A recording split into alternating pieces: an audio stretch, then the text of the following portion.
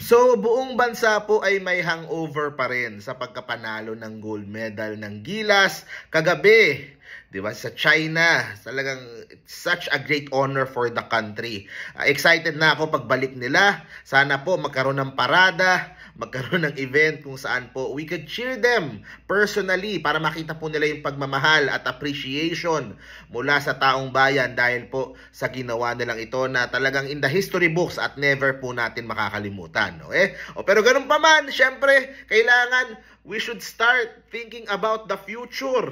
Diba, gamitin natin to para kumbaga mas lalo pa nating i-level up yung ating basketball program, di ba? Kasi ito na champion na tayo ng Asia. We will be champions of Asia for the next at least mga 3 years sa susunod na Asian Games o sa Asia Cup, di ba? Pero matagal pa yon. So, let us enjoy, let us use itong ating pagiging champions ng Asia para po to propel our national team to even greater heights. At ang susunod po nating target, in my opinion, ay dalawa. Okay? The 2024 Paris Olympics at yung 2028 na Olympics na susunod. Okay? So, dalawa. Okay? So, simulan muna po natin sa 2024 kasi next year na yan. Okay? Ang qualifiers will be in July. Sa July pa, pero napakahirap pumasok. Kasi sayang yung sa World Cup. Doon sana yung pwede tayong makakuha ng outright na entrance Kaso ngayong sa July next year, makakalaban po natin I believe mga 23 teams na hindi naka-qualify, mga malalakas from the whole world. Buong mundo yung kalaban natin. Yung mga hindi naka-qualify, mag-aagawan tayo sa 4 na slots. Diba? Napakahirap po niyan. Pero ganun pa man, I believe na dapat buhusan po natin ng todong effort at gamitin po natin yung core team na nagpanalo dito sa atin sa Asian Games. Okay? Ang magiging problema po natin sa qualifier sa Olympics next year, wala si Kwame. Kasi isa lang yung naturalized and kung ako tatanungin nyo, dahil ito naman sa Asian Games, ang ganda ng pinakita, mag-Justin Brownlee tayo para po sa qualifiers ng Olympics sa next year. Kumbaga, no disrespect to Jordan Clarkson, pero syempre kasi, ang maganda lang kasi, dahil buo mo na yung core team, mas makakapag-practice dahil nandito lang sila sa Pilipinas lahat. Okay? Yun naman yung maging advantage natin. Heading doon sa qualifier sa July para po sa Paris Olympics. We have how many months to practice? 9 months siguro to practice para doon. Pwedeng kunan natin ng paisa-isang araw. So, Justin Brownlee. Okay? Tapos, yung core team natin, of course, Scotty, CJ, Oftana. Si Junmar is only 33 years old. So, kaya pa yan ni Junmar. 'Di ba na sumubok tayo mag-Olympics. Si Japet, of course, kaya pa ni Japet. Japet is 36. Pero, syempre, usap-usapan din. 'Di ba? Syempre, nasa kanya yan. Kung will he want to go out with the bang dun sa Asian Games or sumubok pa dito sa Olympics. Yung ating and Newsam, yun, definitely Newsam has proven yung pong kanyang husay at galing dito po at puso dito sa national team. So yung core team na yan, I think secure na yan. Hopefully yung PBA mag-adjust for July next year para po sa Olympic qualifier. Yung remaining slots ng Gilas, yun po ang medyo katanungan din kung ipapasok na ba natin yung sila Terence, si Calvin, gustong-gusto talaga. And magpapasok din tayo ng konti from Japan. Kung siguro 1 or 2 slots bigay natin sa Japan, kay Dwight, or kay Kai o si Parks, 'di ba? And posible din ba kung kukuha tayo ng isa o dalawa sa UAAP.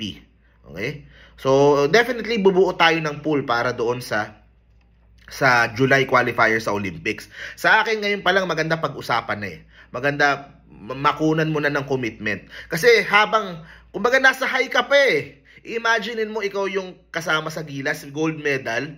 'Di ba? Iba yung feeling mo. Tanungin mo, ano, kasama ka sa Olympic qualifier? Oo. 'Di ba? Kung ikaw, hindi ka tatanggi kasi ang sarap ng feeling eh. Champion tayo ng Asia, dapat nandun tayo sa Olympics.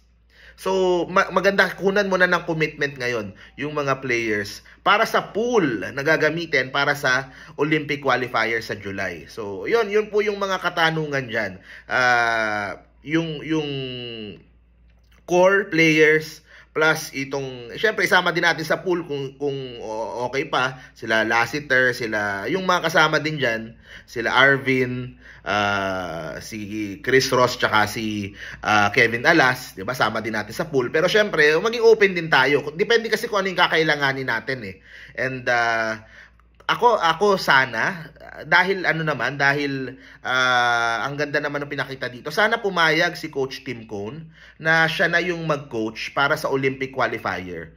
Ituloy-tuloy itong Asian Games. Okay? Naniniwala ako na ganito, na pwede naman kasing idalawa eh, na i-assign siya, Coach Tim, dahil ang ganda ng ginawa mo dito, ikaw na sa Olympic qualifier. Mahirap yung trabaho natin dyan, pero kasi nasimulan mo na ngayon eh. So 1 year ng preparation nyo eh, papunta sa Olympic qualifier. So hopefully pumayag si Coach Tim Cone, siya na yung mag-coach sa Olympic qualifier papunta sa Paris. Kung suswertehin tayo, di ba? Makakapasok tayo sa Paris Olympics, makakalaban natin sila LeBron, sana, di ba? So yun yung isang paghahandaan natin, 2024 Olympics. Magbigay tayo ng effort kahit parang imposible. Kasi binabasa ko yung mga pangalan doon sa 24 na hindi nakapasok. Ang lalakas eh, parang may nakita pa nga ako doon, Spain. Tapos basta ang lalakas ng mga bansa na na makakalaban natin for the last 4 slots. Kaya ang hirap talaga, okay? Ganun pa man, okay? So yun yung isa. 2024 Olympics. Ang susunod po natin na paghahandaan ay yung 2028 Olympics. Okay, this one is 5 years. Ito po, nakasalalay dito kung sino na yung mag-handle sa Gilas. Kung si Boss MVP pa rin ba? Kung si Boss RSA na, si Boss Al Francis, who will take care of yung gastos dito sa Gilas. So, this is more long term yung approach eh. So, ito po, paghahandaan po talaga with the next batch of Gilas players. Of course, 2028, syempre, baka hindi na dyan makakasama si Junmar. Hindi natin masabi. Diba? Medyo 5 years away. Medyo malayo na yon, diba? And yung mga ibang players natin na mga bata ngayon, they will be reaching their prime sa 2028. So we should start forming na that group that will fight that will try to qualify sa 2028 Olympics, dahil yan ay dapat yung goal natin. And dyan napapasok yung kung kukuha tayo ng foreign coach para masanay tayo sa European style of play para pagkalaban natin sila. So yun ang isang suggestion ko. Coach Tim Cone, ibigay natin sa kanya yung Olympic qualifier, pero yung 5-year plan na susunod, ibigay na natin sa isang foreign coach na pwede nating i-level up pa para lumagpas tayo sa Asia, makipagsabayan tayo sa the rest ng mundo. Okay? Tapos doon din papasok yung recruitment ngayon, yung pagre-recruit natin ng mga batang players. Doon napapasok yung suggestion ko, Gilas Academy sa Amerika, tsaka dito, na talagang hanap lang tayo ng mga star players na Phil-Am na doon na pwede nating isama, na pwedeng maging potential Gilas players natin come 2028.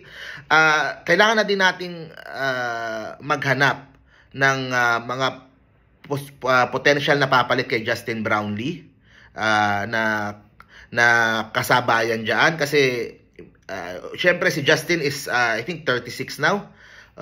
So we need to plan ahead na din kung sino ang ipapalit natin kay Justin in the future. Doon papasok yung suggestion ko na naturalized pool. So mahabang preparasyon. Pero ang punto ko dito, guys, kahit siya ay 5 years away, 2028, dapat ngayon palang pinaghahandaan. So ang mangyayari dyan, guys, yung 2028 Olympics, ang preparation mo dyan, yung 2026 na Asian Games. So kung sino yung lalaban sa 2028 na Olympics, yung susubok mag-qualify, yun ang ilaban natin sa Asian Games sa 2026. para to try to defend our gold medal and to prepare na makapasok sa Olympics. Kasi wala na tayong dapat patunayan sa Asia nanalo na tayo 'di ba? So okay na So dapat subukan naman nating makaabot ng next level. So ayan lang yung aking mga maliliit na suggestions. I'm sure sila Boss Al Francis magagaling yan kung sila man yung mag-handle na susunod. Pero hopefully ganun sila mag-isip. 5 years in advance, 5 years, 9 years, 2032 Olympics, ganun sila mag-isip para po, kasi that's how you build Kailangan long term talaga 'Di ba? Yung mga anak ng mga basketball players natin ngayon, kung meron magdo-12, dapat 12 pa lang, 11 pa lang sinisimulan ng i-training Sinisimulan ng i-train ng mga, let's say, mga foreign coaches para sa sistema ng Gilas. Bata pa lang napapasok na sa kanila yung sistema ng Gilas, ng bagong Gilas. 'Di ba? Para kahit saan sila mapunta sa mundo, kung mag-Japan sila, kung mag-ano sila, babalik sila, alam nila yung sistema. So, ganun, long term dapat tayo parati mag-isip. Yun yung punto ko dito. So, yun ang suggestion ko, guys. Sa short term, sa Olympic qualifiers next year, si Coach Tim Cone at yung core nitong Asian Games ang ilaban natin. Okay? Dahil mahaba na yung preparasyon from World Cup hanggang ngayon. Pero yung 5-year plan natin, dapat tumatakbo na. Dapat simulan na natin.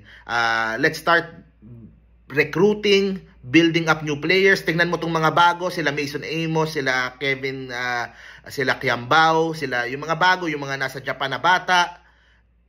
Let's start exploring that with a new coach. Pwede naman kasing magdalawa para in preparation to qualify for the 2028 Olympics. Kung sakaling di tayo swertihin ngayong 2024, dapat handang-handa tayo come 2028. Diba? Yun ang ating long-term program. Yun ang sinisita ko sa SBP dahil parang kulang sa long-term program.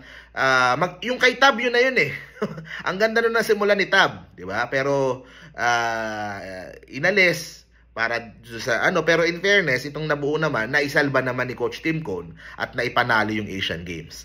So anyway guys, yan po yung aking suggestion. Of course, i-celebrate muna natin tong pagkapanalo sa Asian Games.